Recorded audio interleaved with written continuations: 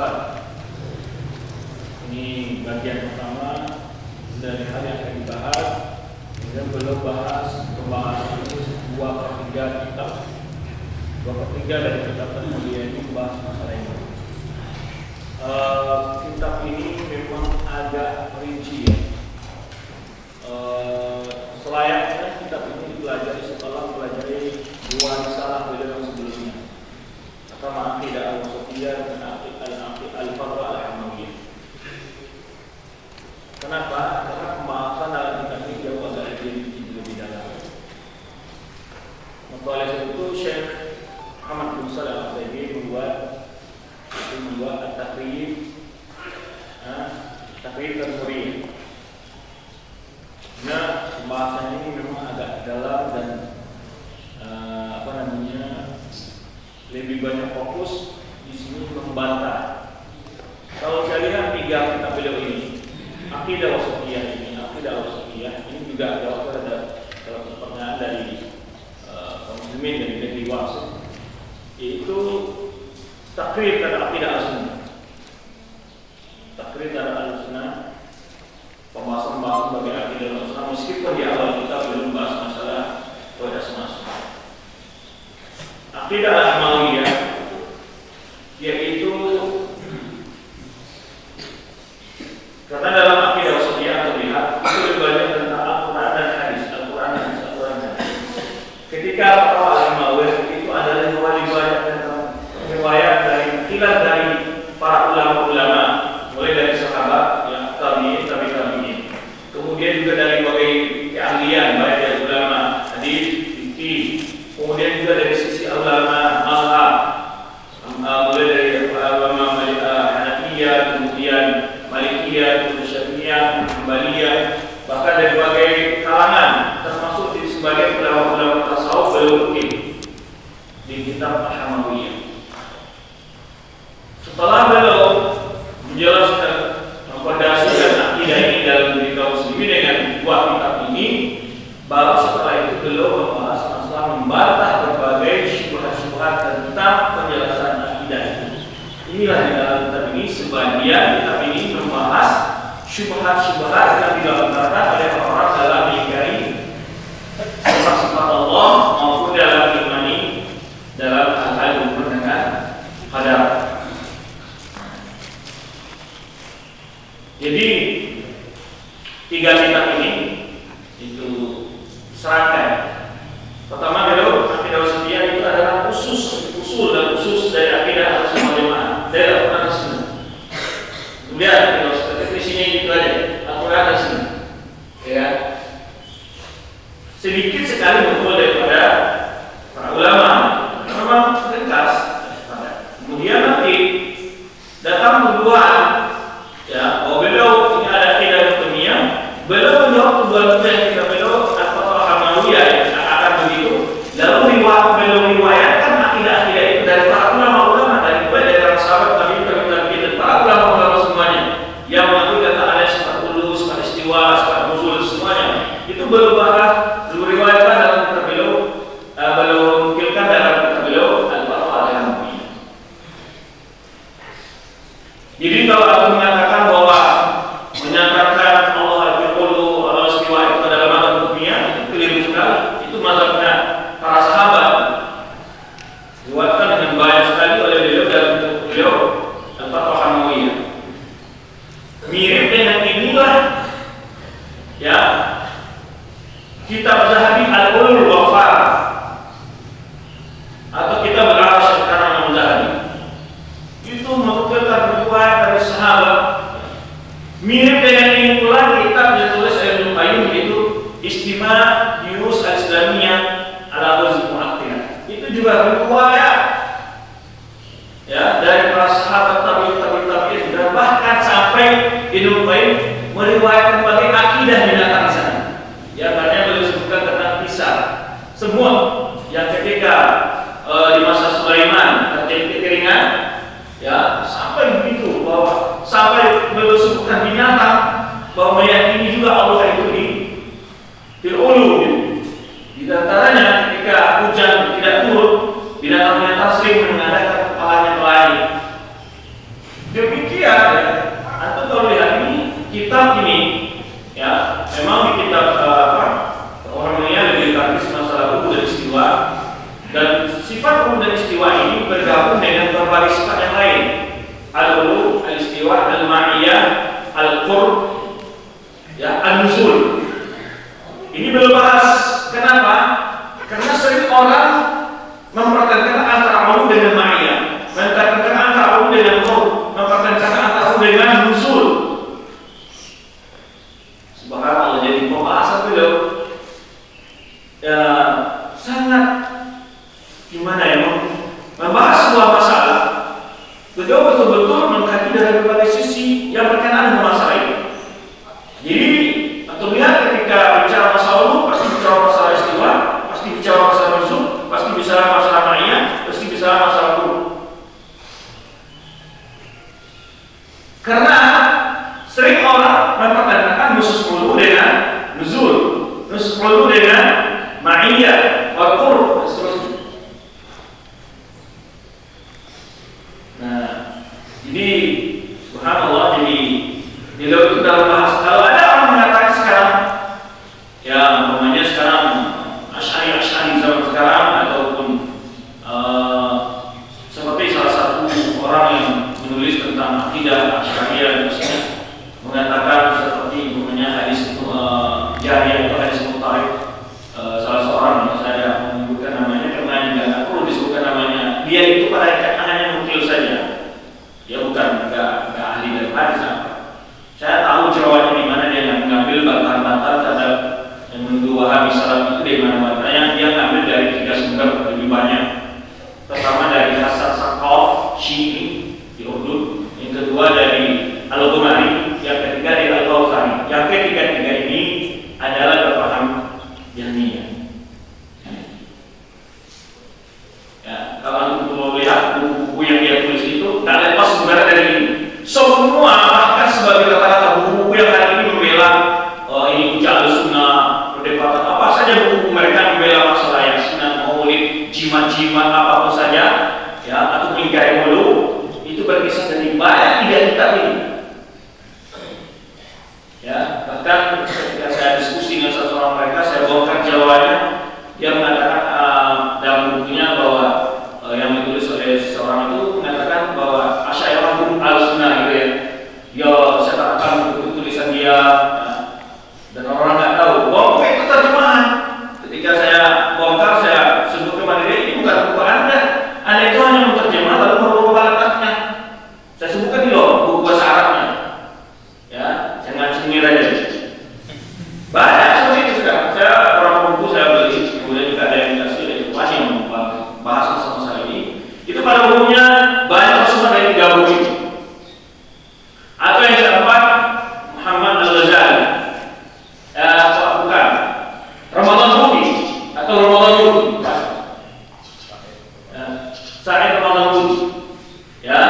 Al-Kautsari ini demikiannya Jahmiyah yang hidup di dulu di Mesir, kemudian dia berasal dari India, Pakistan, ya, dari sana. Al-Kautsari yang mengaku kitab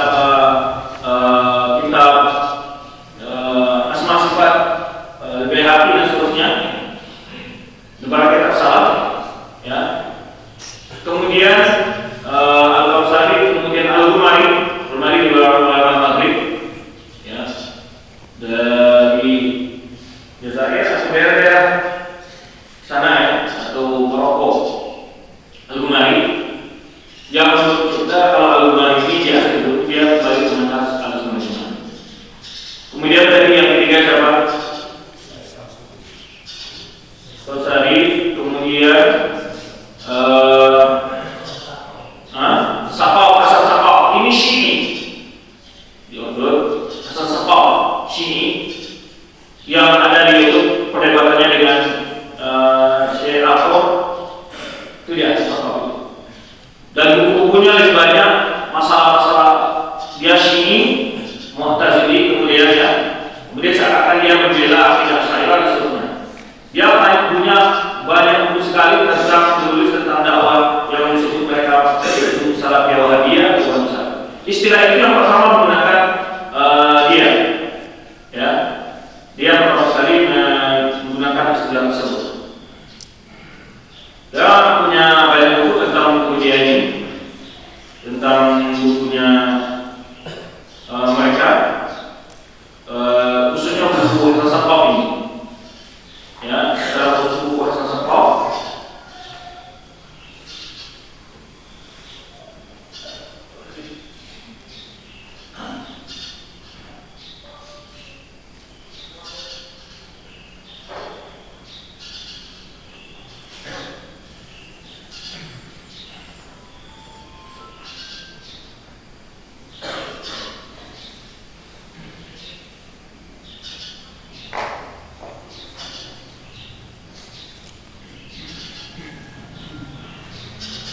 Ini jumlah dari kitab Sesukal. Ini judul bukunya yang betul Salafiyah Al-Wahabiyah Al-Kawa Al-Asasiyah wa Jumruha Tarikiyah Hasan bin Ali As-Sahab. Itu bukunya ngambil dari banyak materi-materi yang ada di sini.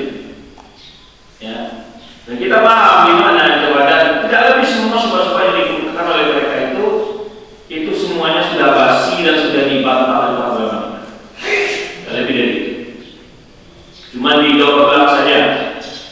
Kalau saya katakan itu hanya daur ulang bagi sampah-sampah pemikiran, ya, sebagaimana ya sampah-sampah yang telah dikumpul dibuat lagi, kemudian didaur ulang lagi.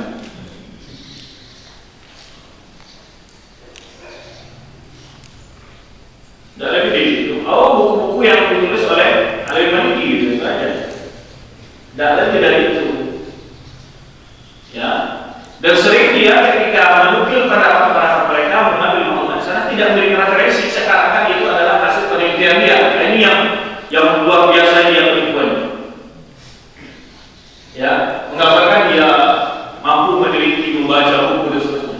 Padahal semuanya itu rujukan-rujukan itu adalah ngambil dari sini. Referensinya semua. Tapi dia tidak menunjukkan dari mana di referensi kadang-kadang oleh pendidik hukum. Buku-buku yang ada perkataan kenapa yang dia. Baik. Asal pertama tentang tauhid asma sifat. Beliau menemukan fal asl fi hadzal bab. Nah, ini yang pertama yaitu ayat sallallahu bima wasafa bi nafsihi wa bima wasafa bi rasuluhu nafyan isbatan wa isbatu lillahi ma asbatahu li nafsihi wa yunfa anhu ma nafa'a an nafsihi aw nafa'a rasulullah sallallahu alaihi wasallam. Jadi usul akidah Ahlussunnah di dalam mengimani sifat-sifat Allah yang pertama apa? Menetapkan semua apa?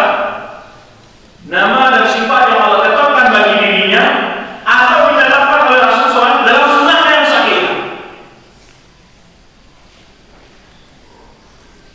Yang kedua, menafikan segala sifat yang dinafikan oleh Allah SWT dari dirinya dalam Al-Quran atau dinafikan oleh Rasulullah SAW dalam sunnah yang sahih.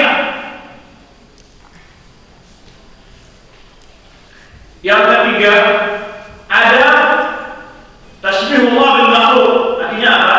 Dalam sifat-sifat yang kita poin pertama tadi menyatakan apa yang ditetapkan Allah dalam bentuk dirinya, dalam mengimani sifat yang kita tetapkan itu tidak boleh menyerupakan Allah dengan makhluk. Meyakini bahwa segala sifat yang Allah sifatkan diri dengannya tidak sedikit pun menyerupai sifat makhluk dan tidak ada makhluk menyerupai sifat Allah. Itu yang ketiga. Ini ringkas sana. Yang pertama apa? Menetapkan segala apa? Dirinya atau ditetapkan oleh Rasulullah SAW dalam sunnahnya dalam yang sahih. Ya. Yang kedua apa? Menafikan segala apa-apa yang dinyatakan Allah dari dirinya ditetapkan oleh Rasulullah SAW dalam sunnahnya yang sahih. Ketiga apa? Dalam mengimani sifat-sifat yang Allah tetapkan untuk dirinya tidak boleh kita apa? Serupakan dengan sifat.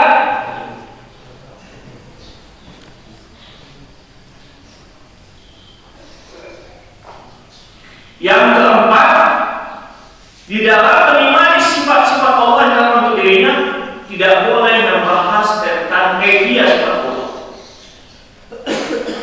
Bentuknya bertanya, di mana ada sifat Allah? Nah, ini ringkasan. Kemudian sebelum itu sudah kita takkid bahwa bab untuk bicara masalah ini hanya berdasarkan pada apa? Al-Quran dan Sunnah. Yang kelima, jadi yang pertama boleh, yang kelima juga boleh bahwa ketika bicara dalam sifat Nabi atau sifat tadi semuanya berdasarkan pada Al-Quran Sunnah yang bukan melalui A. Kemudian kemarin sudah kita jelaskan sesuatu yang tidak dinamakan atau tetapkan Allah untuk dirinya tidak boleh kita nafikan atau kita tetapkan. Di dalam istilah ulama yang masa kata syar nasbu anhu. Sungguhnya Allah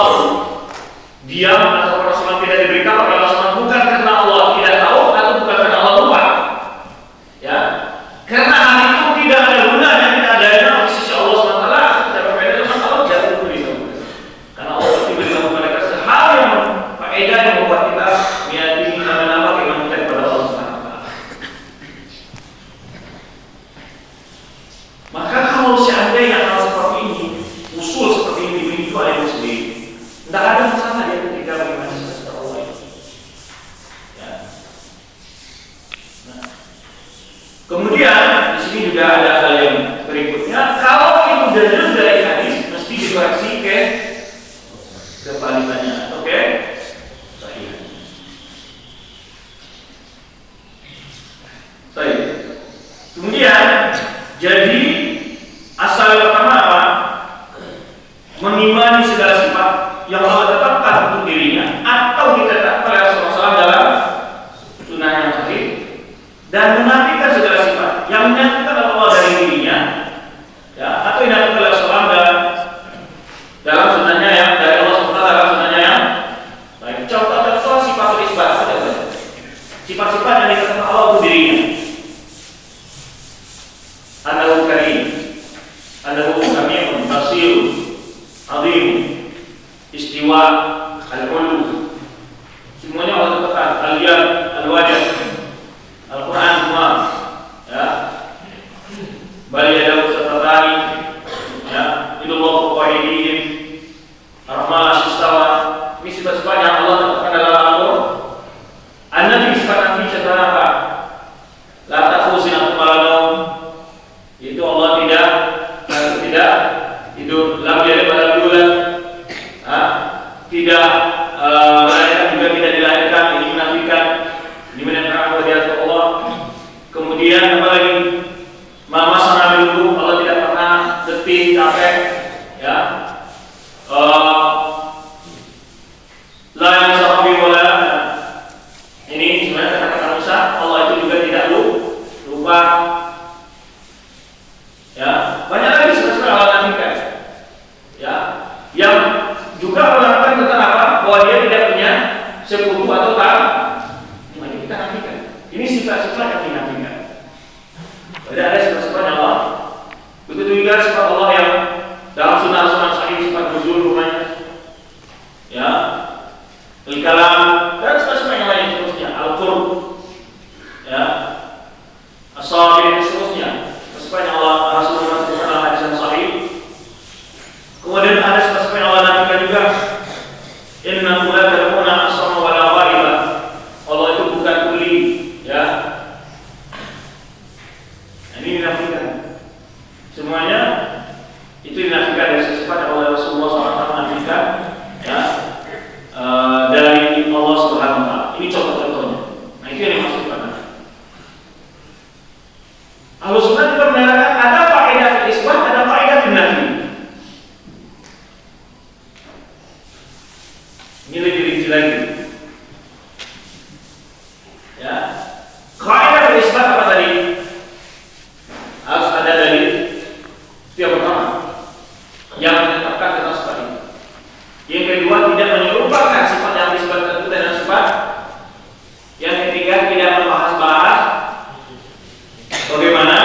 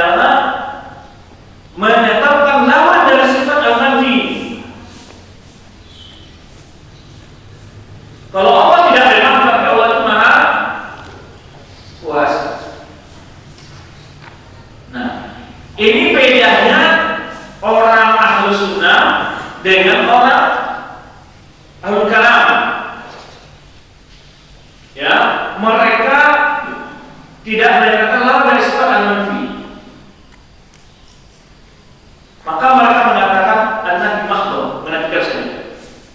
Syekh Utsaimin menjelaskan, kalau kita nafi makhluk, an-nafi adamun. Kalau ada orang mengatakan sekarang ini saya punya mobil, tapi nggak ada bannya, nggak ada pintunya, nggak ada jendelanya, nggak ada lampunya, nggak ada setirnya, nggak ada tempat bensinnya. Nafi semua, punya mobil nggak dia? Punya mobil berarti kami. Kan gitu. Karena nafi adalah ada, maka mesti harus tetap lawannya supaya karena Allah menafikan itu tetap kesempurnaan. Sifat al-isbat karena Allah itu menunjukkan kesempurnaan Allah. An-nafi pun itu menunjukkan kesempurnaan Allah. Maka kalau nafi saja, sebenarnya perkataan orang dalam ini kan disebutkan di sini. Allah tidak tidur, Allah tidak ngantuk, Allah tidak makan, Allah tidak ini, tidak semua, tidak hulu, tidak istiwa, tidak pokoknya tidak berbicara, la yasma, la yara. Semua yang nafi semuanya. Itu ada jadinya. Berarti tidak. Maka kita katakan kalau ada orang bilang saya punya mobil, kemudian dibilang dia punya pintu, punya ban, punya tempat bensin, punya setir, punya lampu, punya jendela, punya pintu, ya berarti tidak ada mobil. Karena nafi makhluk. Maka ini bukan manhaj Ahlussunnah. Baik.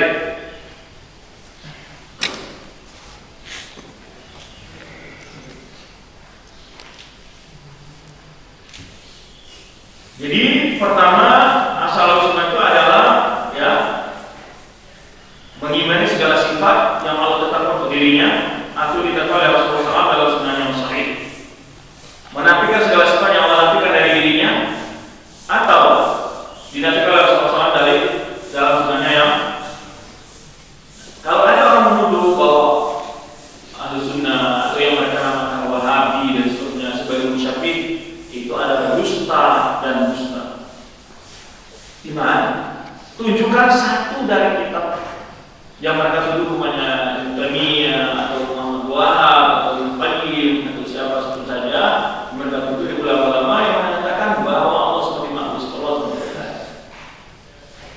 Tetapi kata-kata tasbih telah menjadi kata-kata yang disimpangkan maknanya, diselewengkan maknanya, sehingga mereka menuduh setiap orang yang meyakini segala sifat-sifat Allah yang Allah sebutkan dalam Quran itu mereka katakan menyebutkan Allah dengan. Contoh-contohnya itu tadi sudah sebutkan sifat wa tawakkal 'alal hayy alladzi la yamut, yaitu tawakal kalian kepada Allah yang maha hidup yang tidak mati, la yamut min mati. Al-hayy adalah sifat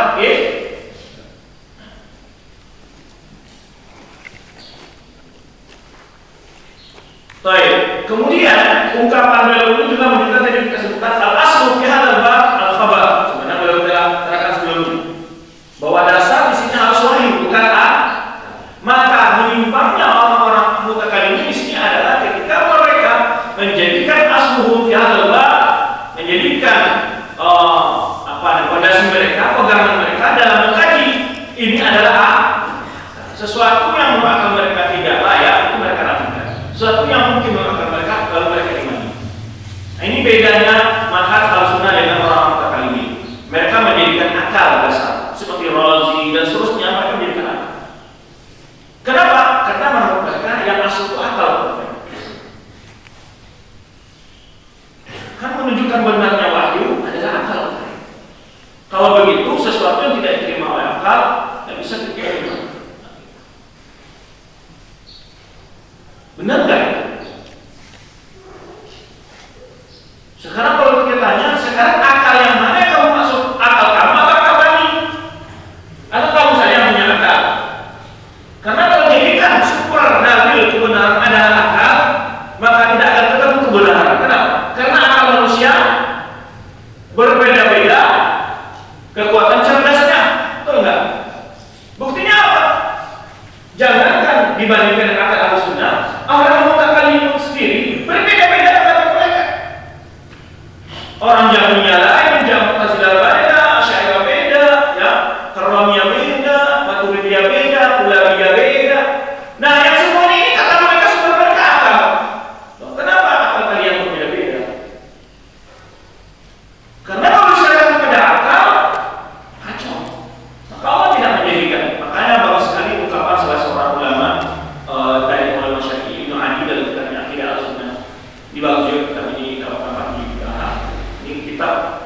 Syafi'i tulisnya, beliau membantah mutakallimin.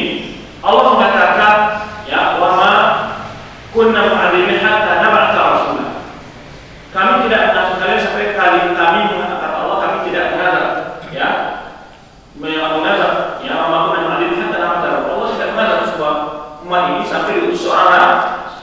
Lalu beliau, Allah tidak katakan, wa ma kunna mu'adzibin hatta nab'atha rasula. Allah tidak katakan, kami tidak akan sampai kami beri kalian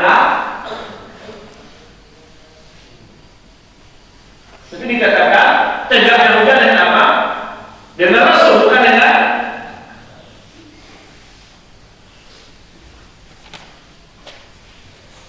Lalu fungsi akal bicara lagi. Kedudukan akal dalam syariat apa? Iya, akal itu salah satu panca-indera. Satu, kemampuan diberikan Allah kepada makhluk, tapi bukan untuk menentukan hal yang benar atau salahnya, tapi memahami kebenaran yang salah. Betul. Tapi bukan sebagai sumber dasar untuk menilai. Ya. Memang di sana ada hal-hal yang mungkin dinilai akal, salah atau benar, itu yang bersifat hisia, yang bersifat materi, ya, yang bisa dilakukan oleh mata, yang bisa dilakukan oleh tangan, itu mungkin akal bisa. Tapi bila bicara masalah hal-hal yang lain, akal tidak punya sedikit pun celah ke sana untuk memutuskan benar kesalahannya. Lalu di mana bisa kabar yang baik? Hal-hal yang baik itu mendapat benar salah kita ketahui dari mana? Dari Allah wahyu. Maka Syekh Taimiyah melarang sebuah kitab membantah tentang kaidah mereka menunjukkan akal dan nakal ini. 8 jilid kitabnya. Darul Aql wal Naql. Ya. Berbantah ini Pak. Kenapa manusia berbeda kecerdasan? Buktinya apa? Kalau Razi atau Al-Kalam atau Pusat-Pusat yang mengatakan bahwa dasar kita dalam mengimani sifat-sifat Allah itu adalah akal. Nah, sekarang akal yang mana mau diambil? Akal yang orang angka, akal sunnah. Kalau dengan akal ahlu sunnah, oke. Kenapa ahlu sunnah tidak bertentangan dengan apa? Tapi kalau akal orang ahlu kalam tidak benar, karena itu menolak wahyu.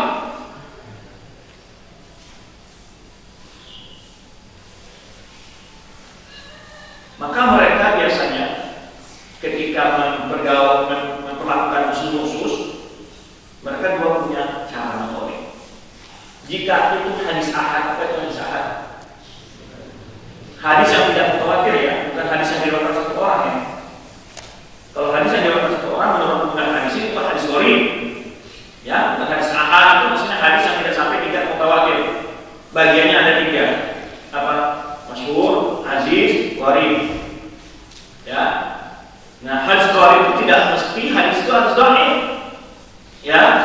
Karena gharib yang hanya rawinya satu-satu saja disebutkan hadis gharib. Ada gharib mutlak, ada gharib nisbi. Nah, hadis ahad, apa tadi hadis ahad? Hadis yang tidak sampai 3 mutawatir, bukan hadis yang diriwayatkan oleh satu orang. Yang salah paham. Ya. Nah, mereka mengatakan yaitu zaniyatus subut wa zaniyatul bilal. Mereka katakan kalau hadis itu adalah itu masih dalam kesahihannya. Itu masih dalam apa? Zaniyah itu maksudnya apa ya? Lebih tepatnya tidak pasti. Itu tidak pasti. Karena tidak mutawatir. Zaniyatul bilal juga dalam memahaminya tidak pasti juga dimaksud hal itu. Masih bisa ditakwil. Jadi mereka mempunyai zaniyatul bilal, zaniyatul bilal. Ya. Kesahihannya tidak pasti itu menurut mereka. Ya. Kemudian juga hal yang ditunjukkannya pengadilan dari hadis itu juga zaniyah. Maka mereka ada dalam hal akidah, kata mereka, kami tidak mengambil hadis ahad. Padahal hampir 80% daripada hadis-hadis itu ada hadis ahad. Dan begitu banyaknya, sebetulnya benar nggak mereka itu? Nggak benar juga. Karena banyak hadis mutawatir yang mereka tolak tentang haud, tentang ru'yatullah, tentang mizan dan seterusnya. Kalau hadis mutawatir mereka tolak semua. Nah, ketika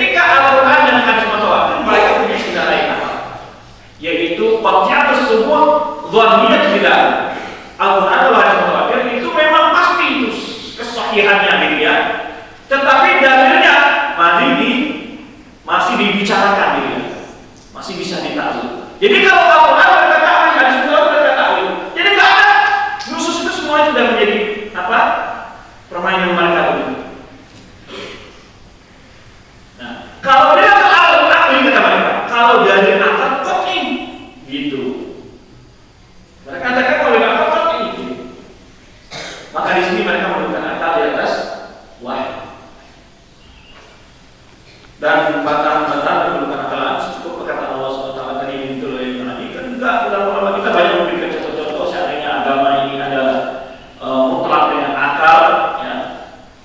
Di antara contoh yang disebutkan ulama, saya lupa yang betul permasalahan ini, yaitu yang disebutkan oleh Ali bin Abi Thalib. Lokana dinu bil aqli lakana asfal aula bil masih bin Adam. Kalau seandainya akal agama ini diukur kebenarannya dengan akal, bukan berarti agama tidak mendudukan akal sebagai posisi yang memiliki posisi berakal memberikan. Kalau seandainya agama ini kebenarannya hanya dipatokkan pada akal saja, tentulah mengusap telapak sepatu lebih diutamakan dari mengusap di atasnya. Dan kalau kita musafir atau tidak musafir kan boleh namanya masuk kufain, melap di atas sepatu tanpa membuka sepatu, tanpa mencuci kaki dahulu, cukup dengan mengusap di atas sepatu, ya, mengusap di atas sepatu. Nah, kalau akal secara akal kok atasnya diusapnya kotor, mana bawahnya kok di atas diusap? Kata Ali bin Abi Thalib mengatakan kalau seandainya agama ini diukur dengan akal, ya, tentu mengusap telapak sepatu ketika mengusapnya lebih aula di bawah daripada di atas, karena yang kotor di bawah. Tetapi kalau kita renungkan dan kita lihat, justru agama di waktu lebih cerdas daripada akal. Kenapa? Kalau saat seorang mengusap sepatu, itu di bawah, kemudian dia keluar jalan, tentu basah, akan lebih banyak membawa kotoran, bukan malah bersihkan, justru adalah akan membawa banyak.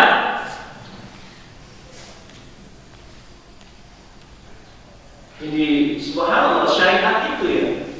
Kan kalau menurut akal kan yang kotor kan di bawahnya, parapangan yang bisa di atas punggungnya sepatu, gitu, ya.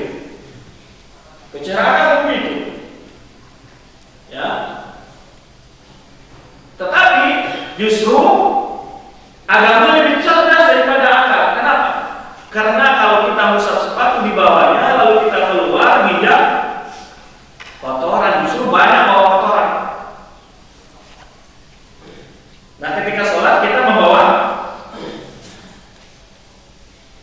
Nah, ini bantah bagi orang banyak dari pemahaman ini. Kemudian maka mereka kesalahan dasar mereka di sini adalah berpatokan kepada akal ketika bicara hal-hal yang luar. Apakah akal punya kedudukan dalam Islam? Dia punya. Saya sampai macam akal itu fungsinya dengan wahyu bagaikan hubungan antara matahari dengan pandangan mata kita. Yaitu wahyu itu adalah nur yang beri cahaya, menerangi. Maka akal bisa melihat hal-hal yang baik, karena hal yang baik bila ada diberitahu oleh wahyu. Jadi akal kita nafikan di sini fungsinya dari sisi apa? Untuk hal yang baik, ya. Itu nggak bisa akal meraba-raba di sana, karena akal hanya bisa mengambil hal-hal yang materi atau hal-hal yang kasar lihat. Ini diraba baca itu. Semana mata kita tidak akan bisa melihat di siang hari kalau tanpa ada cahaya matahari, tidak akan bisa melihat di malam hari kalau tidak ada cahaya lampu atau bulan. Benar nggak? Tidak bisa. Begitu hubungan antara akal dengan apa? Wah. Sebagaimana mata punya batasan tertentu ketika melihat, akal juga begitu. Akal itu punya kemampuan tertentu yang bisa dipikirkan oleh dia. Tidak semua masalah bisa dipikirkan oleh akal. Tapi banyak masalah-masalah dalam agama ini tidak ditolak oleh akal. Kalau akal mengatakan ruh itu apa sih? Buatannya dari apa? Unsurnya kemana? Di mana tinggalnya? Akal nggak bisa mengatakan. Tetapi akal juga tidak mampu mengingkari tentang adanya. Maka dalam kitab ini nanti kesimpulannya nanti dalam masalah asma sifat ini ada dua kaidah, ada dua contoh. Ya, dalam masalah asma sifat dalam kitab ini ringkasannya itu pada ayatnya ada dua kaidah, ada dua contoh.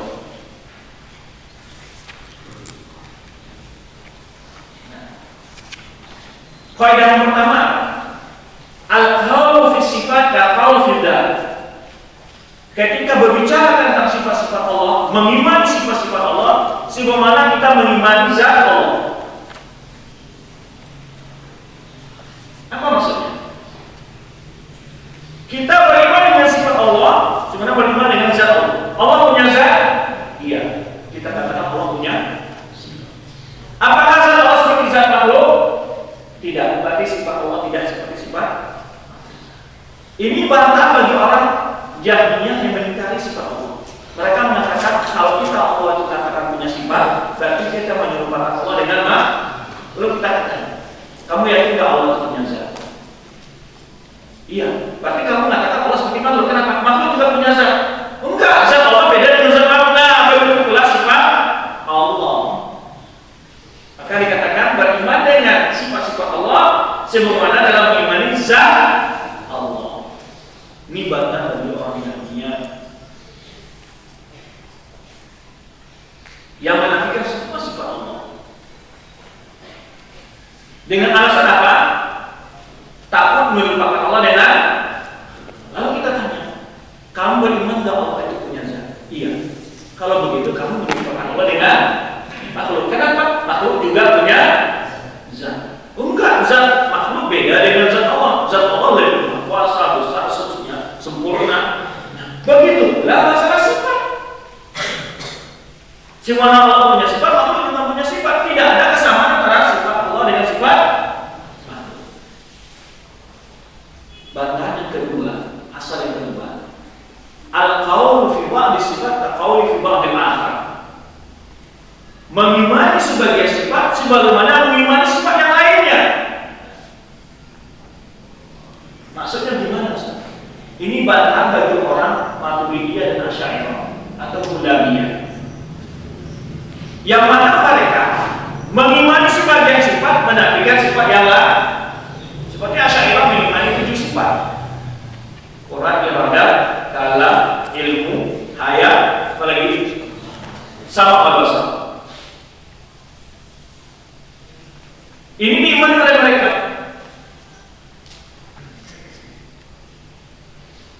Tapi sifat istiwa, khususnya sifat fi'liyah yang berhubungan dengan Allah seperti istiwa, al-kalam atau al-kalam, mereka bukan beriman sifat zat biasa saja, bukan sifat fi'liyah tidak beriman. Al-yang lain nuzul dan seterusnya, ya itu mereka. Sifatul rahmah, al-ghadab, al-farah, semua mereka ingkari. Alasan mereka apa? Karena dalam sifat-sifat itu mirip dengan sifat makhluk. Kalau kita serupakan, berarti kita mengatakan Allah seperti kita katakan mereka. Bagaimana mereka menurut kamu? Apakah Allah itu benar? Apa dia? Makhluk juga mendengar. Berarti kamu menyebutkan Allah makhluk. Enggak, pendengaran Allah beda dengan pendengaran makhluk. Demikian pula sifat nuzul Allah, sifat-sifat yang lainnya. Ya, al-farah, al-ghadab, semuanya sifat itu seperti itu. Sebenarnya kamu mengimani sifat as-sama wal basar, Allah punya sifat tidak mirip semua. Demikian pula kamu beriman dengan sifat-sifat ini. Allah punya sifat itu tidak seperti sifat makhluk. Maka dikatakan kepada mereka al-qaulu fi ba'di sifat kal-qauli fi ba'dil akhar. Mengimani sebagai sifat sebagaimana mengimani yang lain. Kalau kamu katakan, ketika kamu mengatakan Allah punya 7 sifat tidak serupa pada makhluk, maksudnya sifat-sifat yang lain itu juga kamu katakan demikian. Allah tidak serupa dengan makhluk. Kalau kamu katakan dalam sifat-sifat yang mengingkari ada penyerupaan Allah dengan makhluk, maka sifat yang kamu katakan ini juga ada penyerupaan Allah dengan makhluk. Paham kira-kira? Jadi kalau kamu katakan dalam sifat nuzul, sifat rahmah, ghadab segala macamnya, itu ada penyerupaan Allah dengan makhluk, toh dengan sifat yang kamu yakini juga ada. Allah juga mendengar, makhluk juga mendengar. Allah melihat, makhluk juga melihat. Allah hidup, makhluk juga hidup. Allah punya iradah, makhluk juga punya iradah. Pilih saja kamu, apakah ada penyerupaan di sini atau tidak. tidak? Kalau tidak, begitu pula. Kenapa dibeda-bedakan sifat-sifat Allah? Kalau di sini katakan menyerupakan Allah makhluk, maka di sini mesti seperti itu juga. Karena sifat Allah itu bab wahid. Maka oleh sebab itu, sumber kelahiran bid'ah itu kalau antum lihat, yaitu sebagaimana yang Allah sifatkan dalam ayat ini. Yu'minuna bi ba'dil kitabi wa yakfuruna bi ba'd. Itu intinya sumber kesesatan. Salah satu sumber kesesatan itu. Yang sudah pernah kita sebutkan di sini ada 4 sumber kesesatan ini. Pertama, apa? Memilah-milih ajaran agama yang sesuai dengan keinginannya diambil dan enggak tidak. Maka orang-orang Mu'tazilah, orang Al-Kalam mengambil ayat-ayat tanzih, laisa kamitslihi syai', itu saja mereka ayat. Walam yakul lahu kufuwan ahad, ini saja mereka lihat ayat. Allah tidak hanya dengan makhluk kan gitu. Tapi mereka tidak lihat ujung dari ayat ini. Laisa kamitslihi syai', wa huwa as-sami'ul basir. Allah Maha lagi melihat. Mestinya ya, dia imani semua ayat Quran tak dibagi-bagi. Karena yang berkata itu Allah semuanya ayat Quran, mestinya kita imani semuanya. Kenapa harus dibeda-beda? Maka sumber kesesatan itu situ. Ini semua kesalahan kita dan orang begitu. Ada orang yang fokus masalah akidah saja, oh masalah itu. Enggak, akhlak juga ayat Al-Quran, akhlak juga ada satu masalah. Yang penting akhlak saya benar, manfaat saya benar. Enggak. Ibadah, akhlak, amal, semuanya ada di Islam dan Nabi tidak pilih. Maka sumber kesalahan akan jadi di sini. Begitu pula dalam hadis dakwah. Ada yang berdolil dengan hadis-hadis yang harus lembut saja dengan dakwah, sehingga fokus kita harus lembut, kita harus ini. Tidak melihat juga hadis-hadis yang menerangkan ketegasan, ayat-ayat menerangkan ketegasan. Ini jadi keliru kita. Maka yang benar itu sikap sesuai dengan apa yang ditentukan Allah. Bukan dipilih-pilih, bukan dipilah-pilah. Nah ini sumber asas kesalahan ini. Orang Qadariyah dan Jabariyah juga begitu. Orang Rafidhah juga begitu. Orang Rafidhah mengambil musuh-musuh yang tentang wajib menghormati Ahlul Bait, tapi merupakan musuh-musuh yang wajib memuliakan sahabat. Orang Qadariyah mengambil ayat-ayat tentang bahwa Allah tidak zalim kepada hambanya. Orang Jabariyah mengambil ayat-ayat tentang bahwa Allah itu Maha Kuasa, Dia memiliki mengatur semuanya. Tidak satu pun keluar dari kehendak Allah. Ayat ini ada yang berbeda. Maka akhirnya ini yang menyebabkan tergelincir dari Maka Allah katakan, ya, sifat orang yang begitu. Maka jangan tiru membagi-bagi dalam mengimani Al-Qur'an. Untuk satu, imani semua ayat. Nah, baik. Tadi ada 4 kita sebutkan sumber-sumber kesalahan itu sebagai maklumat tambahan. Yaitu pertama, membunyikan kebenaran. Yang pertama tadi apa? Beda-bedakan ayat-ayat Quran atau ada di surah. Yang kedua apa? Diterima sebagai kita. Yang kedua ayat Quran. Kedua apa? Menyembunyikan. Banyak orang-orang itu sebenarnya tahu, tapi mereka tidak mau bicara.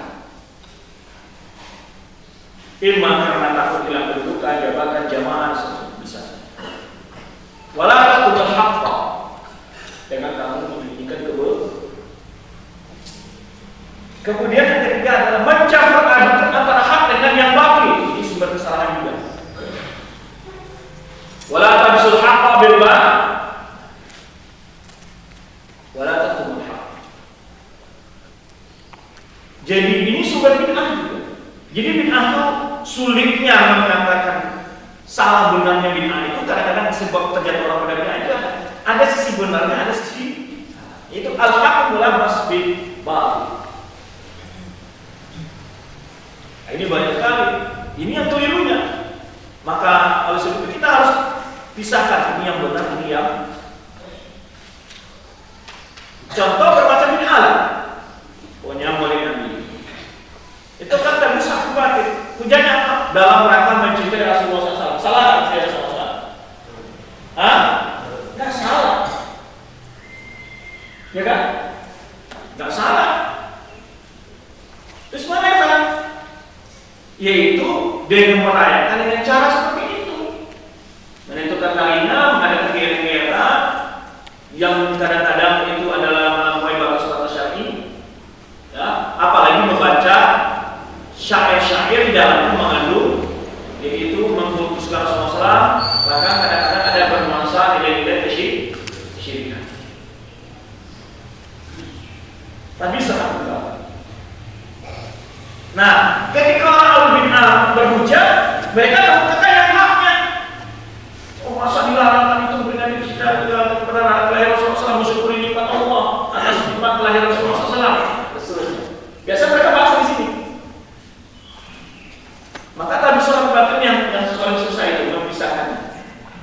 Maka oleh sebab itu kuncinya apa kata Rasulullah SAW? Tinggalkan perkara yang ada syubhat. Ini belum atau ular? Ya, kan gitu. Lihat kepalanya, kepala belum, ekornya ular, atau sebaliknya. Nah, mau diapain Ustaz? Digoreng kepalanya aja, dibuang ekornya Ustaz? Bagaimana? Gak bisa dipisahkan. Kan kepala itu juga hubungan dengan ekor awalnya. Setelah dipotong ini bisa. Makanya sesuatu hal yang ragu-ragu ada contoh baru yang akan dapatkan, yaitu sama dengan mencampur bubur dengan lumpur. Kalau bubur campur dengan lumpur, bukan tetap bubur dia, jadi apa dia? Jadi lumpur. Itu kalau mencampur hak dengan yang baru, bukan jadi hak dia. Jadi bubur kalau campur dengan lumpur jadi lumpur, bukan jadi bubur dia. Ya, kan lumpur ini baik nih, lumpur nggak boleh dimakan ya, makan bisa mati. Kalau campur pakai bubur, nah ini hak habis hak berbuat. Ini juga dalam kamus matematika. Positif kali negatif, hasilnya apa? Hah? Negatif, bukan positif. Sama lah lumpur dicampur bubur, hasil negatif nggak boleh. Antum bagi pun positif dulu atau negatif dulu. Kalau berbeda dicampur jadi hasilnya negatif semua kan? Jadi agama kita itu fakta, eksakta ya eksakta. Makanya saya pernah bilang di dalam ilmu matematika itu pun ada ilmu akidah. Di mana Ustaz ilmu akidahnya? Ya itu. Kalau 1 ditambah 2 atau 1 tambah 1 sama 1 jadi 3, 3 sama dengan 1. Kan ada akidah seperti itu. 3 sama 1, 1 sama dengan 3. Benar nggak? Menurut rumus matematika? Ya salah. 3 kurang 1 jadi 2. Nggak 3. Masa 3 sama dengan 1? Coba tuh belajar pada orang akidah seperti itu. Beli mobil 3 bayar 1. Loh bapak kan akidahnya 3 sama dengan 1.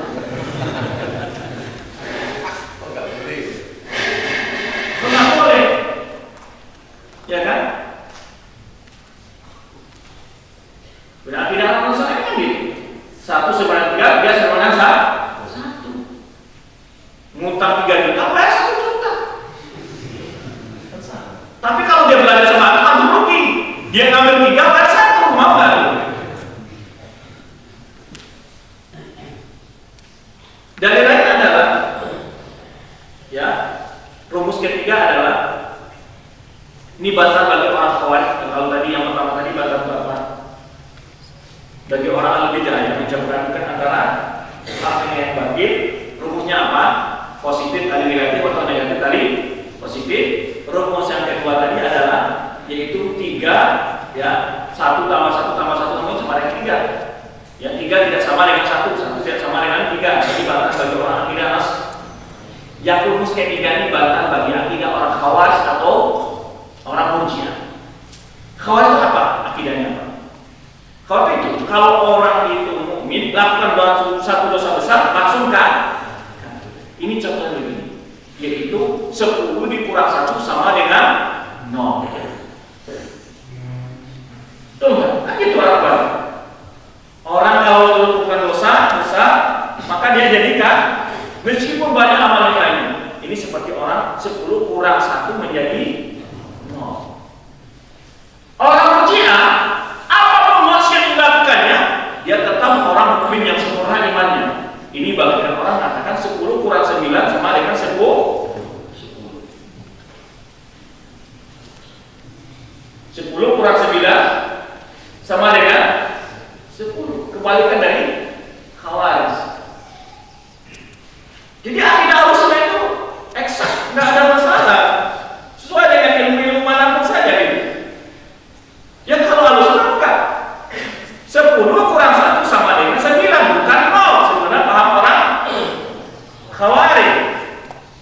Ya, 10 kurang 9 sama dengan 1, bukan 10. Sebenarnya akidah orang Murji'ah. Ini hari ini belajar matematika juga. Tapi bukan matematikanya, itu contoh bahwa aliran sesat itu pemikiran mereka tidak logis. Intinya yang dikatakan aliran sesat itu pikiran atau orang kafir itu pemikiran mereka tidak logis. Kan sekarang orang mengatakan kok nggak masuk logika gitu ya. Justru orang liberal, orang sesat, orang itu nggak logis pemikiran mereka. Masa logis? 3 sama dengan 1, 1 sama dengan 3.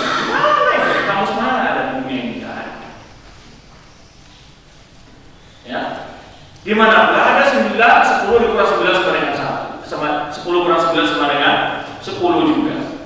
Sebenarnya tidak orang pun. Maka akidah Ahlussunnah wal Jamaah itu adalah logis. Akidah logis masuk. Nggak ada yang bertentangan dengan akal gitu. Nah, ini masalah akal tadi yang sampai contoh begini. Baik. Wa faqul ma'ana tariqat salaf al-ummah wa imamiyah isbatu ma asbatahu Allah ma asbatahu min sifat menjadi takyif dan tamsil. Jadi maka ulama kita makan isbatun bila takyif wala tamsil. Nah, ini yang kaidah dari isbat tadi yang kita. Ketika mengimani sifat-sifat Allah itu tidak boleh takyif, apa maksudnya? Mempertanyakan kaifiahnya. Selain kita tahu bahwa cara jalan ulama-ulama salaf, ya, karena ulama salaf umat terdahulu ya, sahabat tabi'in dan imam-imam mereka, ulama-ulama, yaitu menyatakan apa yang Allah katakan dari sifat-sifat tanpa minta izin wal tamsil, tanpa mempertanyakan hakikat sifat itu dan juga tidak menyerupakan sifat itu dengan sifat makhluk. Isbat bila takyifin wal tamsil. Takyif apa maksudnya takyif? Bertanya bagaimana bentuk sifat Allah Subhanahu yang terjadi di masa Imam Malik. Seseorang berkata, Ar-Rahman as-Istawa, kaifa istawa? Bagaimana Allah itu istiwa? Maka Imam Malik menjawab, apa kata Imam Malik? Al-istiwa'u ma'lum wal kaifu majhul wal imam bihi wajib wa su'al anhu bi al-istiwa ma'lum, arti istiwa itu secara makna tahu lah. Nah, ya. Wal kaifu majhul. Bagaimana kalau kaifiyah istiwa Allah itu majhul, bukan ma'lum. Apa majhul maksudnya? Tidak diketahui. Beda antara majhul. Bukan tidak ada. Kaifiyah sifat Allah itu ada, tetapi tidak diketahui oleh karena setiap yang wujud itu segala hal yang ada pasti punya kaifiyah, punya hakikat pasti.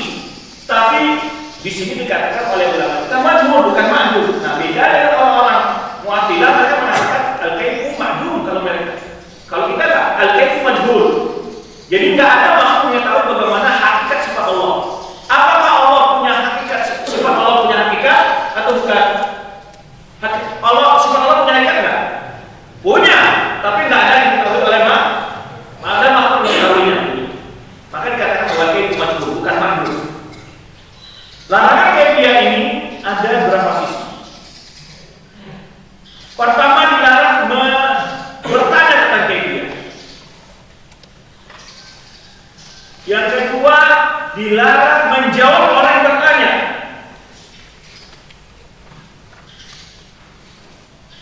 Pertama, dilarang bertanya tentang. Yang kedua, dilarang menjawab. Ya. Yang ketiga, dilarang apa? bagi muridnya.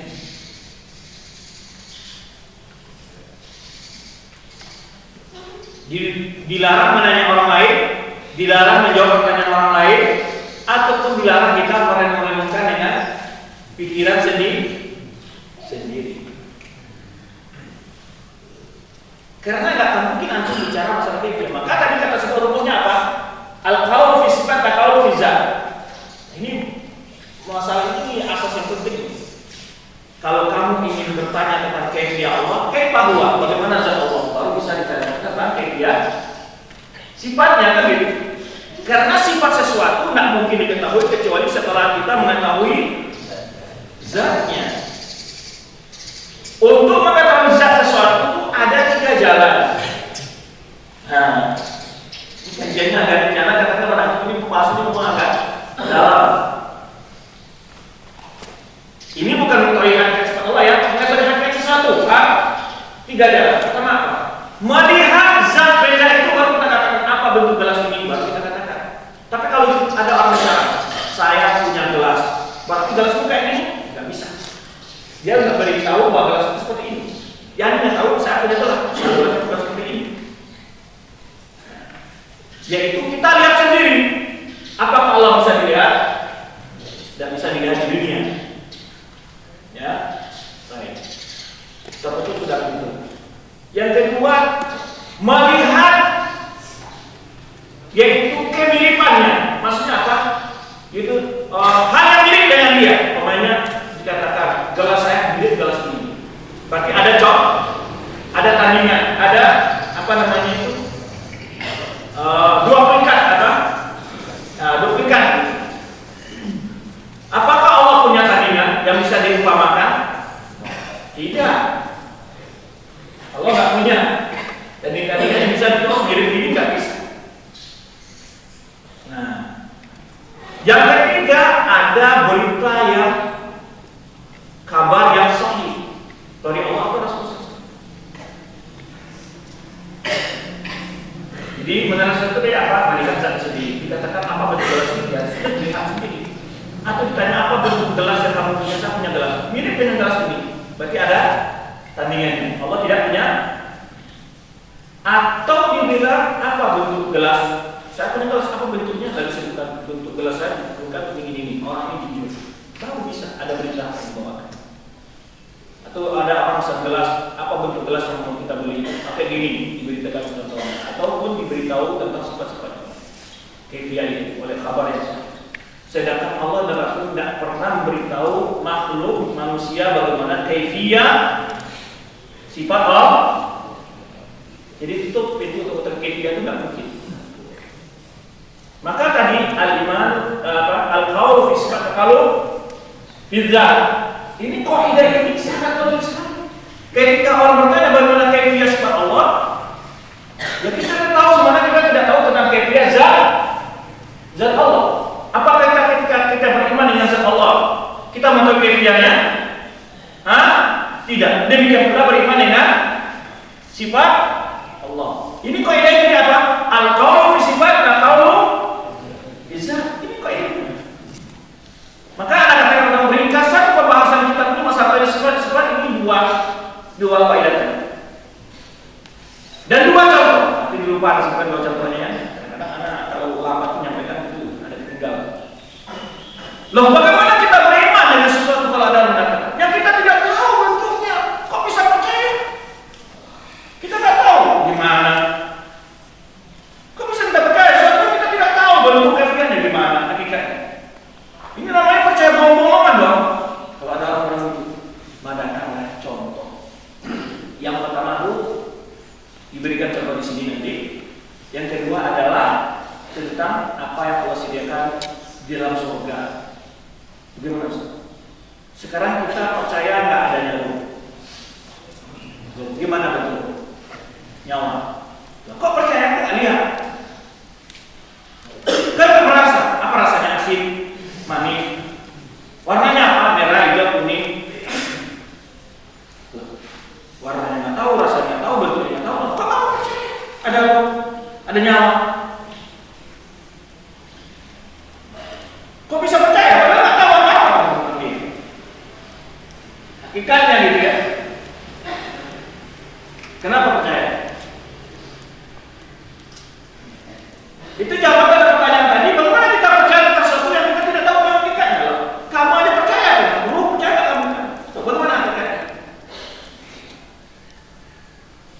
Maka tidak mesti untuk percaya pada sesuatu harus mengetahui hakikat. Buktinya banyak di alam ini yang kita percaya, kita tidak tahu hakikatnya.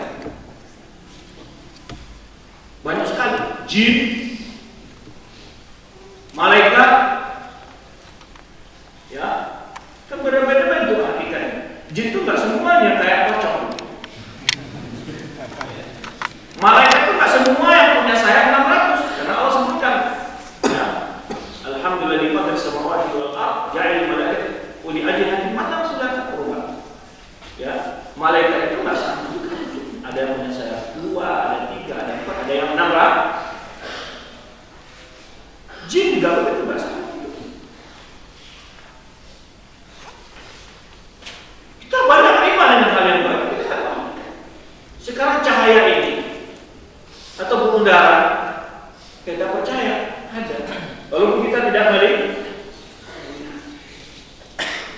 Banyak hal yang di dalam alam dunia ini sekarang ini kita percaya tentang adanya meskipun kita tidak melihat tentang kaki. Nah, orang-orang yang biasa bergantung kepada akal, dia tidak datang pemahaman seperti kepada dia. Sehingga orang ateis itu mengingkari tentang adanya Allah di situ. Awal sesatnya Ja'd bin Dirham itu di situ. Dia ditanya oleh orang dari seorang penduduk Haran ini, kenapa banyak para sifat? Ditanya oleh dia Ja'd bin Dirham ini, tolong kenalkan orang kalian kepada saya apa rupanya, apa rasanya, apa warnanya, bagaimana dia bergerak. Karena dia menjawab tanpa ilmu, dia katakan Tuhan saya berbeda sama sekali dengan makhluk, berbeda sama sekali dengan makhluk. Dia tidak punya rasa, tidak punya gerak, tidak punya sifat, tidak punya ini, tidak. Akhirnya menafikan semua sifat Allah. Akhirnya bukan membuat orang beriman. Kalau begitu berarti tidak ada Tuhan.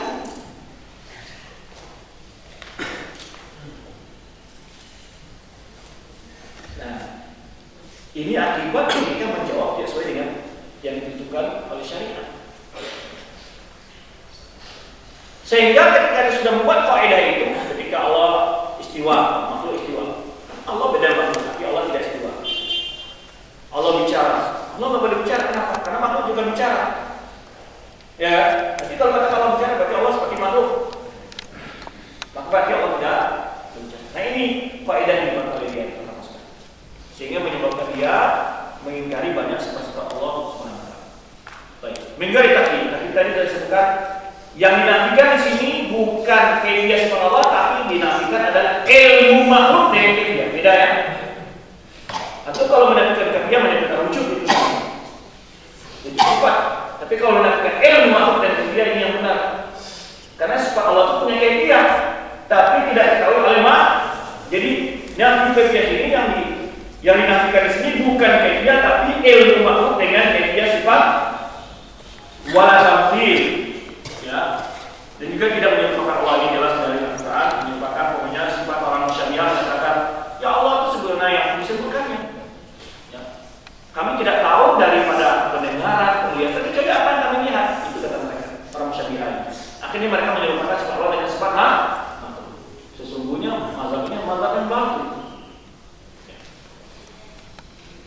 Maka Allah katakan wala tadbila al-amsal, jadi kamu mengumpamakan Allah, membuat perumpamaan bagi sifat Allah itu.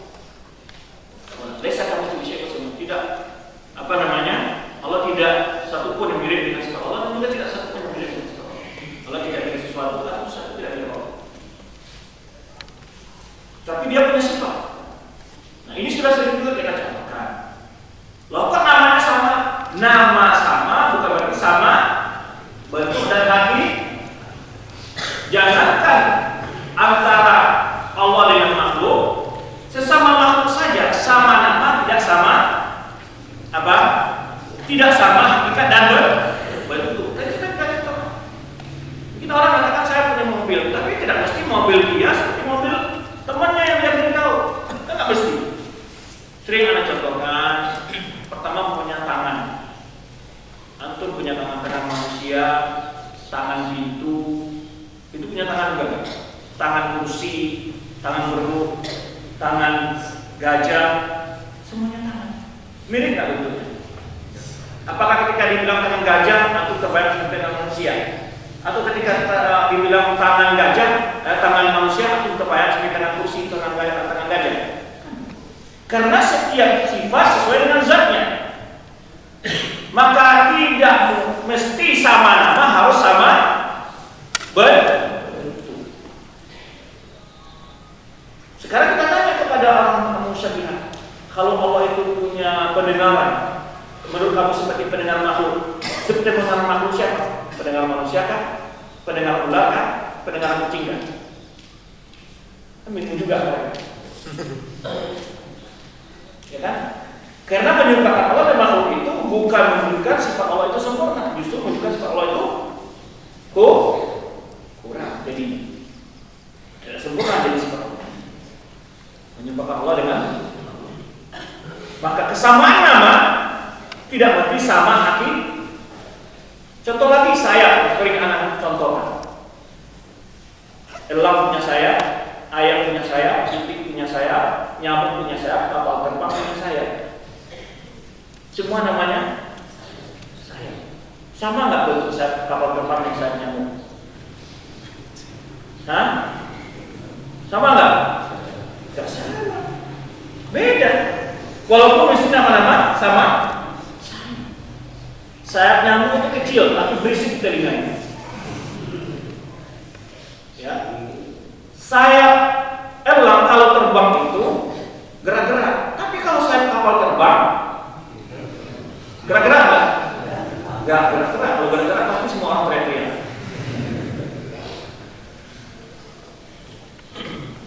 Namanya saya. Lo sesama makhluk saja sama nama, tidak sama hakikat. Apalagi Allah dengan makhluk. Tidak mesti sama nama, harus sama hakikat. Ini bahkan bagi orang yang mu'attilah, orang ingkar sifat Allah, atau orang musyabihah menyebabkan sifat Allah. Karena orang mu'attilah, orang al-kalam menafikan sifat Allah, alasannya apa? Karena sama nama, berarti sama bentuk. Lalu mereka mentakwil. Kalau orang musyabihah, mereka katakan memang Allah bicara seperti itu, kami tidak melihat di luar seperti dari makna yang Allah sebutkan. Jadi apa yang dilihat di luar? Maka seperti itulah sifat Allah. Maka ini juga keliru. Artinya musyabihah mengambil ayat isbat, ayat-ayat menyatakan sifat Allah, tidak beriman dengan ayat-ayat tanzih yang menafikan Allah tidak seperti ini yang tadi kita sebutkan. Intinya kesalahan-kesalahan itu adalah beriman dengan sebagian ayat, mengingkari ayat yang lain. Orang mu'attilah mengambil ayat tanzih, tidak mengambil ayat-ayat isbat. Nah itu contoh, tidak mesti ditafsir. Apa bedanya antara takyif dan tafsir? Apa beda takyif dan tafsir? Ulama kita menyebutkan beda antara tafsir dan takyif itu beda. Pertama, at-tafsir itu adalah nufiyah Al-Quran, dinafikan dari Allah.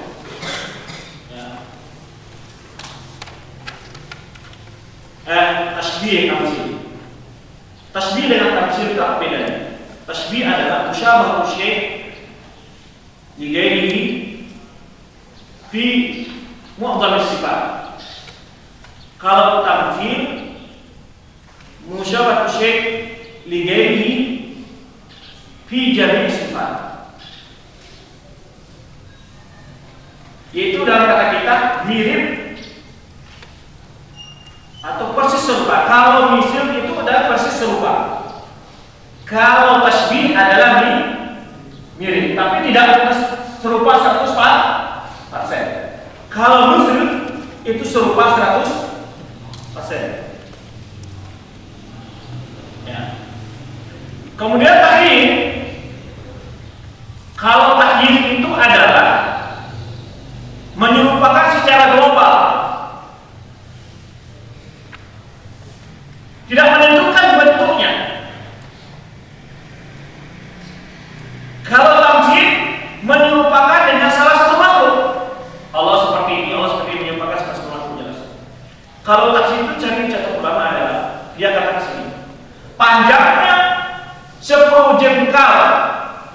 jengkal dia sendiri. Atau bisa apa itu jengkal sendiri? Yaitu sebenarnya kata-kata orang Syafi'iyah itu mengatakan Allah itu besarnya 10 jengkal dengan jengkalnya sendiri katanya. Itu kan enggak dibentukkan, enggak dia katakan seperti ini seperti itu kan, tapi dia global kan. Nah ini namanya takyif. Jadi takyif lebih umum daripada tamtsil. Maka setiap mumathil muqayyid, walaysa illa muqayyid mumathil. Jadi tidak setiap orang yang mengatakan Allah tadi sudah tidak dicontohkan lagi. Tapi kalau orang sudah bicara Allah seperti ini, maka berarti dia sudah mengkaifiyah Allah. Makanya kaifiyah itu lebih umum daripada tamtsil. Dia katakan begitu. Sebenarnya orang-orang yang mungkin atau orang Syafi'iyah sebagian mereka mengatakan Allah itu yaitu panjangnya disebutkan oleh dia 10 jengkal, tapi dengan jengkal dia sendiri. Bingung kan? Sama dengan tidak aja. Atau nggak tahu jengkalnya berapa. Jadi dikali sekali 10 jengkalnya dia sendiri. Kalau ada orang yang berkata, berapa sebesarnya anak ayam itu? Anak ayam saya itu besarnya 10 kali lipat dari besar induknya. Antum tahu nggak besar induknya? Gimana antum tahu itu besar? Pemain seperti itu. Nah, Allah tidak boleh dikaifiyah, tidak boleh Wamilai tahrif wala takrif, tanpa juga mentahrif atau takrif itu maksudnya apa? Yaitu memelencengkan, memindahkan maknanya. Takrif, tahrif salah satu jalan kepada takrif. Jadi kalau takrif lebih umum, takrif lebih khusus. Kalau takrif itu mengingkari sifat itu sendiri. Kalau tahrif itu yaitu masuk kepada makna dan lafaz. Dia mentahrif lafaz pokoknya. Ya. Wa kallama Allah Musa taklima. Dia rubah. Wa kallama Allah Musa. Kan ayat marfu itu wa kallama Allah Musa taklima. Allah bicara kepada Musa. Tapi karena dia mengingkari sifat kalam, Allah dia katakan wa kallama Allah Musa, sehingga Musa bicara kepada Allah. Bukan Allah yang bicara. Itu namanya tahrif lafzi. Kalau tahrif maknawi sebenarnya mereka katakan istawa bermakna istaula.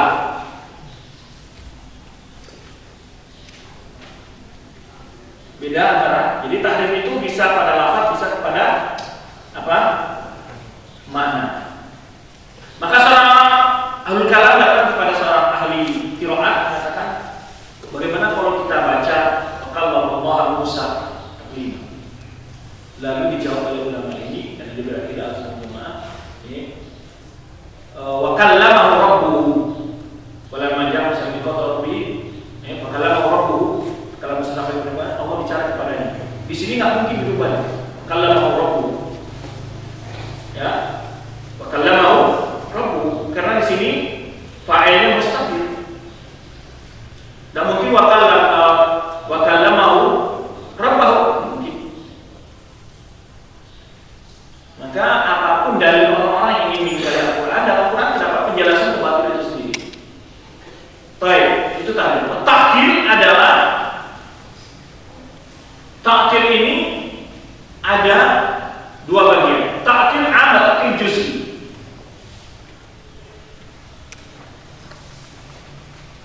Takhir am mengingkari semua sifat-sifat Allah. Sebenarnya orang Jahmiyah atau orang Mu'tazilah hanya beriman dengan nama-nama saya tidak disifat. Wa ta'til juz'i mengimani sebagian Allah dan mengingkari sebagian yang lain mana orang-orang Asy'ariyah dan Maturidi. Menafikan sifat Allah itu ta'til sini menafikan. Kalau tahrif tadi tidak menafikan, tapi mentakwil. Tahrifnya dan pengertiannya. Jadi kalau makanya ulama kita ketika mendefinisikan tauhid asma sifat kadang-kadang al-iman bima akhbarallahu li nafsihi atau asbata Rasulullah sallallahu alaihi wasallam min ghairi taklifin wala tamthil wa min ghairi tahrifin wala ta'til. Ini definisi kita sudah. Mengimani segala apa yang Allah tetapkan untuk dirinya dari sifat-sifatnya atau ditetapkan oleh Rasulullah dalam sunnah yang sahih, ya, dengan tanpa mentakhir, tanpa mentamsil, tanpa mentahrif, tanpa mentaktil. Jadi kalau orang mengatakan Rasulullah menyebutkan Allah, itu disebutkan wala tamsil, wala taktil. Tidak boleh ditanyakan oleh bentuk hakikatnya, tidak boleh pula diserupakan dengan makhluk. Itu artinya wala tamsil, wala tamsil. Wala tahrif tidak boleh diputar-putar maknanya atau lafaznya. Ya. Baik.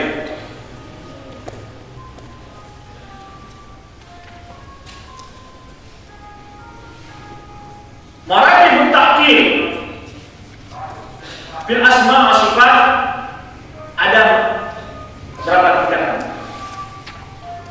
Pertama, mengingkari nama dan sifat-sifat Allah. Ini siapa ini? Yahmi. Mengingkari sifat dan mengimani nama. Mazhab Mu'tazilah. Mengimani nama-nama Allah dan menyatakan sebagian sifat-sifat Allah. Syair.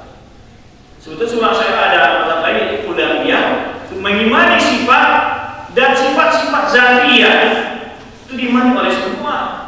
Kullabiyah itu lebih baik mazhab daripada Asy'ariyah. Karena Kullabiyah mengimani semua sifat zatiyah. Ulu percaya, aliyat wal wajh mereka iman.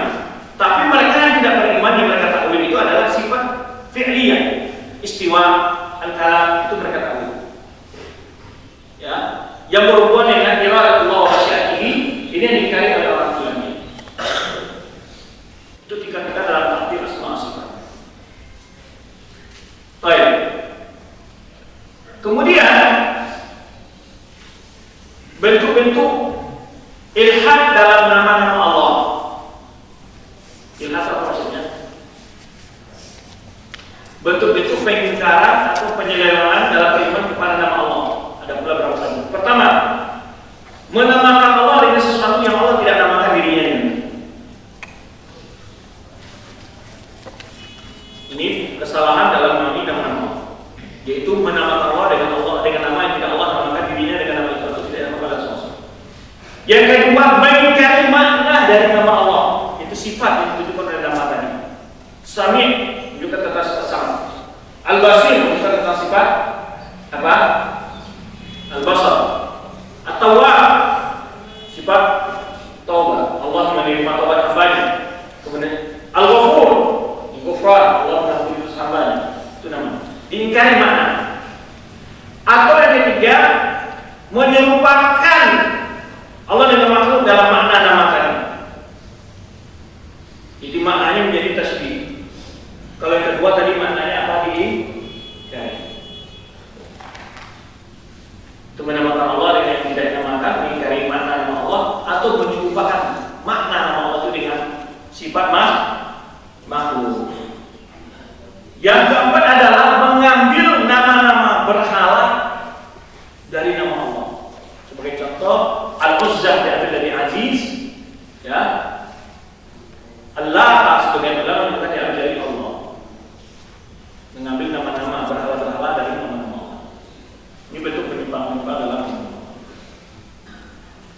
Baik. Makanya wa kadzalika yaqulu anhu ma nafa'u an nafsihi ma asbatahu min as-sifat min ghairi ilhad. Demikian pula para ulama ulama di daerah seluruh umat ini menafikan apa yang Allah lakukan dari dirinya, ya, dan menetapkan apa yang Allah tetapkan dari sifat-sifat itu tanpa ilhad. Maksud tanpa ilhad di sini yang kita sebut ilhad. Nah, dalam surah Allah sebutkan, "Fal yahdharil ladzina yulhiduna fi asma'i." Ilhad itu adalah mengingkari nama Allah, ukuran nama Allah. Ilhad tadi sudah kita sebutkan, tingkat ta'til, ilhad dalam kualitas sifat atau dalam asma Allah SWT. La fi asma'i wa fi ayat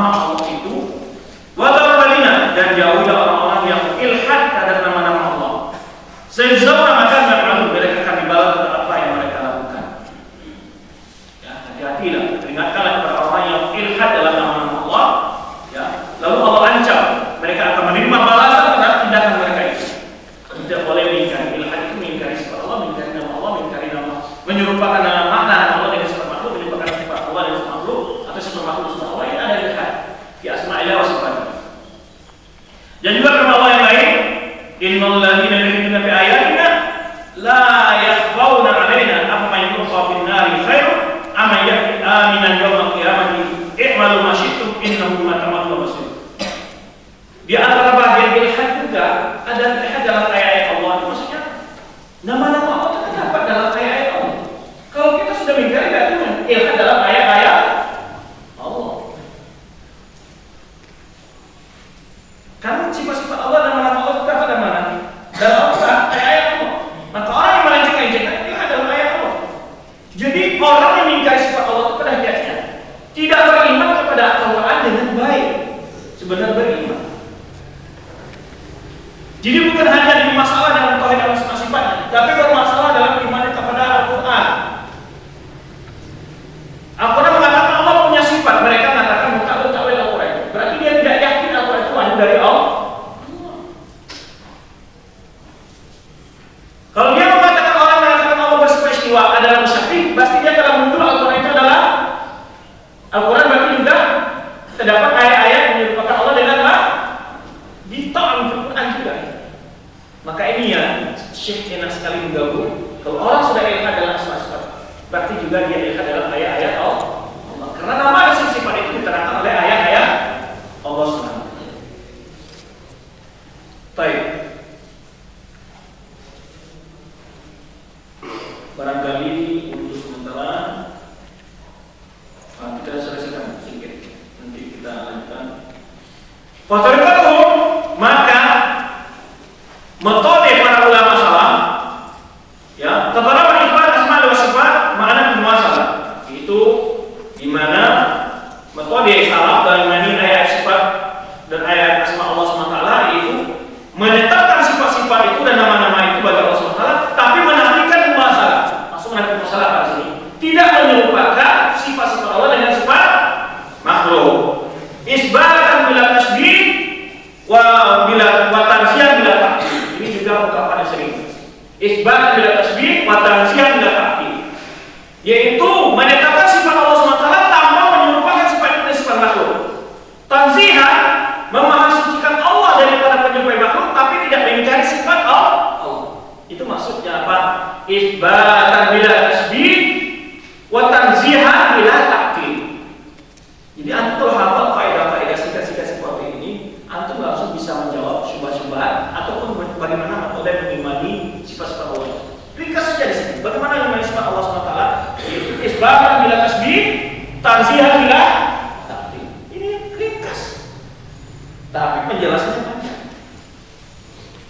Isbatan bila tasbih, mengimani sifat-sifat Allah tanpa menyerupakan dengan makhluk. Paham kira-kira? Kemudian tanzihan bila ta'til. Maksudnya tanzihan apa? Memahasucikan Allah daripada menyerupai makhluk, tapi tidak mengingkari sifat Allah. Semuanya pendapat ini sebetulnya bisa dimuatkan. Tapi yang pertama bantahan bagi orang ahli tasbih yang menyebut Allah makhluk. Yang kedua bantahan bagi orang ahli ta'til yang mengingkari sifat-sifat Allah. Ini dua apa ini membantah kedua mazhab ini. Isbatan bila tasbih, tanzihan bila ta'til. Ini yang Allah sebutkan dalam firman-Nya. Laisa kamitslihi syai'un wa huwas samiul basir. Laisa kamitslihi syai', ini ayat apa namanya? Tanzih. Kan Allah mengatakan Allah tidak menyerupai sesuatu kan? Atau tidak ada sesuatu yang menyerupai Allah. Ya kan? Tanzih ini. Nah, apakah dikatakan nanti karena orang menghujat dengan ayat seperti ini mengatakan kalau Allah tidak seperti sesuatu, kalau sesuatu tidak seperti Allah, berarti Allah tidak punya sifat. Dan itu mereka katakan. Nah, keliru kenapa? Akhirnya mereka katakan wa huwas samiul basir. Dia maha mendengar lagi maha melihat. Berarti ini isbat. Jadi isbat bila tasbih, isbatan bila tasbih, yaitu isbat bahwa samiul basir bila tasbih laisa kamitslihi syai'. Tanzihan bila ta'til, tanzihan laisa kamitslihi syai'. Ya, tanzihan bila ta'til wa huwas samiul basir. Ini bila ta'til. Paham antum dua ungkapan tadi? Itu diambil dari ayat ini. Mana dalilnya Ustaz? Ya itu menunjukkan poin itu sendiri. Isbatan wa huwas samiul basir. Bila tasbih laisa kamitslihi syai'. Paham? Baik. Tanzihan bila ta'til.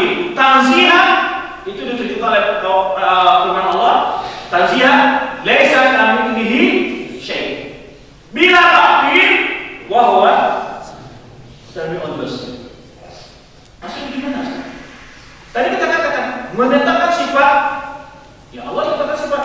Itu Allah katakan bahwa Samiul Basir. Allah Maha mendengar lagi Maha melihat, kan itu sifat. Bila tasbih, laisa kamitslihi syai', tidak ada yang seperti Allah, tidak ada sesuatu. Allah tidak seperti sesuatu. Ini menafikan apa? Tasbih. Menafikan tasbih. Bila tasbih. Tanzihah, laisa kamitslihi syai', itu mensucikan Allah dari menyerupai makhluk. Tanzihah itu kan mensucikan Allah dari menyerupai makhluk. Bila takhir, artinya jangan mengingkari sifat Allah, yaitu ditunjukkan kuasa manusia, yang mana Allah menetapkan sifat bagi diri. Maka jangan diingkari sifat yang ditetapkan Allah. Tapi tidak diserupakan sifat yang ditetapkan Allah itu diri dengan sifat makhluk. Kita perlu ulang lagi. Nah, baik. Kama qala. Nah, ini disebut oleh Syekh berikut. Laisa kamitslihi syai'un wa huwa as-sami'ul basir. Ini ayat luar biasa tentang kaidah mengenai sifat Allah SWT. Sering orang mengakidah, orang kalam mengatakan dalam mengingkari sifat-sifat Allah berhujjah dengan ayat. Apa hujjah? Laisa kamitslihi syai'. Allah tidak seperti sesuatu, kami tidak. Ketika Allah mengatakan tidak seperti sesuatu, itu berarti Allah punya sifat. Kenapa Allah mengatakan dia tidak seperti sesuatu? Artinya semua sifat-sifat Allah itu tidak sama dengan sifat makhluk. Bukan dikatakan Allah tidak punya sifat. Apa begitu kan? Kalau ada orang mengatakan mobil saya tidak seperti mobil kamu, itu apa yang aku pahami? Dia punya mobil atau bukan tidak punya mobil? Punya mobil. Jadi dinafikan di sini kayak lipat. Kalau orang punya mobil, nggak pantas dia katakan mobil saya tidak seperti mobil kamu. Rumah saya tidak seperti rumah kamu. Dia nggak punya rumah. Apakah pantas dia katakan bahwa rumah saya tidak seperti rumah kamu? Yang dinafikan di sini bukan sifat, yang dinafikan kemiripan. Ini yang kadang-kadang salah orang. Yang dinafikan di sini laisa kamitslihi kemiripan, bukan dinafikan sifat. Maka ayat ini sendiri pun menunjukkan Allah itu sifat. Maka Allah menafikan keserupan itu. Kenapa? Karena dengan sifat-sifat yang Allah tetapkan itu bukan berarti Allah seperti makhluk. Maka Allah katakan laisa kamitslihi. Kalau Allah tidak punya sifat, tidak butuh dinafikan keserupaan. Sebenarnya kalau manusia tidak punya mobil, nggak mungkin dia katakan mobil saya nggak seperti mobil. Nah, karena Allah punya sifat, dia nafikan keserupaan sifatnya dengan sifat makhluk. Jadi ayat ini sendiri menjawab syubhat-syubhat mereka. Ini jarang. Kalau kita nggak baca, kita ulang, kita nggak mampu memahami hal seperti ini. Jadi hatta dia katakan laisa kamitslihi syai', itu dalil tentang adanya sifat Allah. Karena yang Allah nafikan di sini keserupaan, bukan ketiadaan sih. Maksud ayat bukan Allah tidak punya sifat. Maksud Allah sifat Allah tidak mirip dengan sifat makhluk. Itu maksud ayat. Baik. Dalam ungkapan laisa kamitslihi syai', bantahan bagi orang menyerupakan Allah dengan tasbih wa tamtsil, menyerupakan Allah dengan makhluk. Apakah masihkah orang akan mengatakan syai' sebetulnya menyerupakan Allah dan makhluk, bahwa dia berbakat musyabbihah? Ini adalah kenyataan dan kesudahan. Sekali ini belum bahas di awal kita saya belum sibuk masalah ini bahwa tidak boleh menyerupakan Allah dengan makhluk. Kok masih banyak orang ngotot mengatakan bahwa dunia itu musyabbihah? Ya. Wa huwa as-sami'ul basir. Ungkapan ini bantahan bagi orang yang mengingkari sifat-sifat Allah. Itu dari sini insyaallah kita lanjutkan. Setelah beliau menunjukkan ayat dan dalil-dalil ini, menguatkan dalil tentang faedah ini apa? Bahwa wajib berimani semua sifat-sifat Allah yang ditetapkan dalam Al-Quran maupun Sunnah Rasulullah dan menafikan yang dikatakan Allah tentang dirinya bingari takyif wala tafsir, bingari tahrif wala ta'til. Faedah dalam sifat Allah beliau sebutkan dari sekarang. Insyaallah beliau akan melihat pula nanti bagaimana thariqah para rasul dalam mengenai sifat-sifat Allah. Ini pembahasan akan insyaallah. Ini banyak ayat yang menunjukkan bagaimana bahwa diceritakan tentang dalil-dalil ya dan menceritakan tentang manhajul Quran di dalam menyebutkan sifat Allah Subhanahu wa taala. Demikian kalau kita akan datang ada 1 menit bagi pertanyaan persilakan.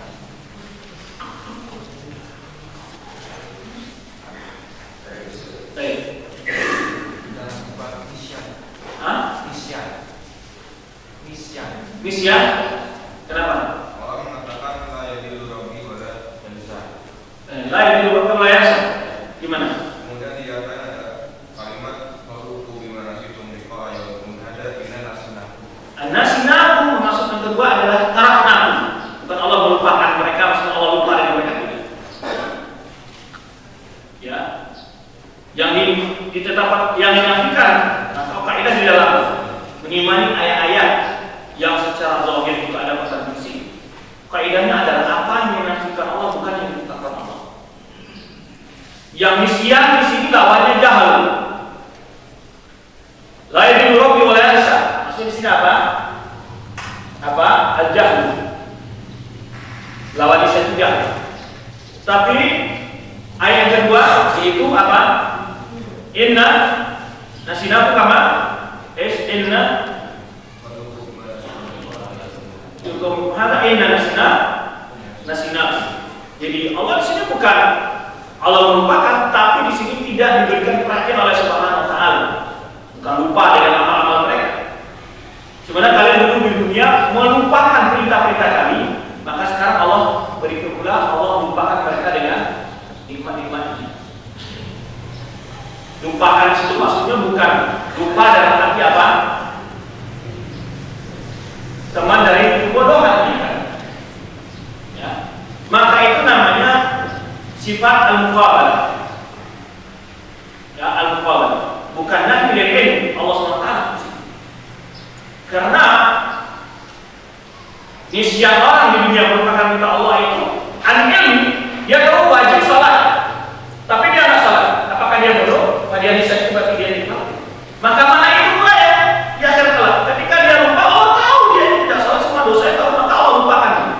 Dan diperhatikan oleh Allah Subhanahu wa taala. Paham ya? Itu yang dimaksud dengan ayat yang kedua. Maka makna nisyan pada ayat pertama yang kita dirinya bukan sama dengan makna nisyan yang dalam ayat yang Allah katakan inna nasina. Sama makna nisyan maksudnya.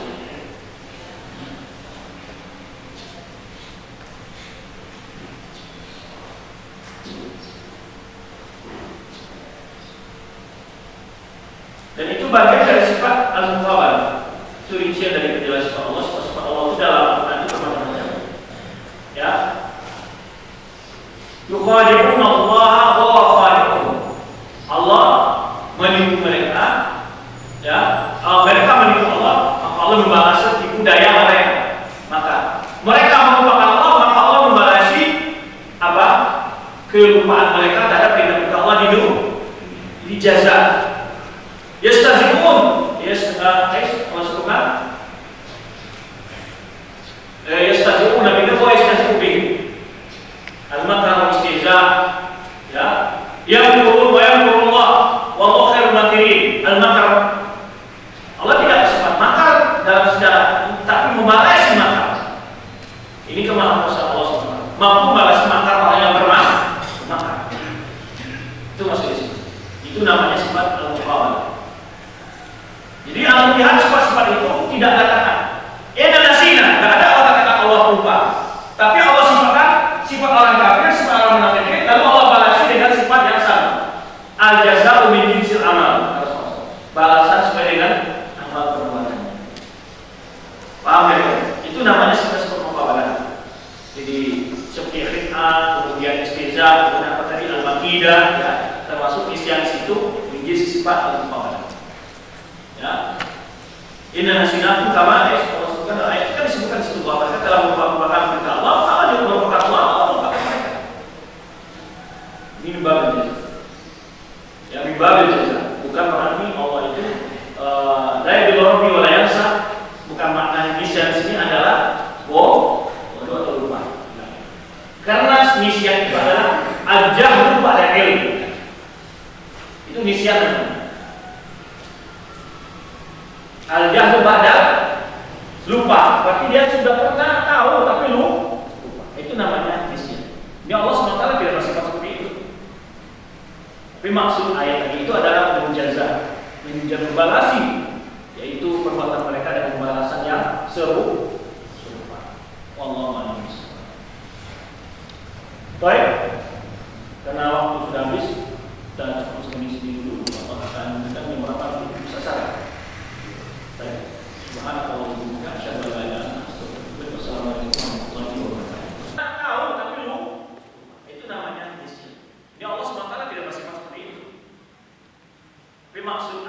itu adalah menjaza, membalasi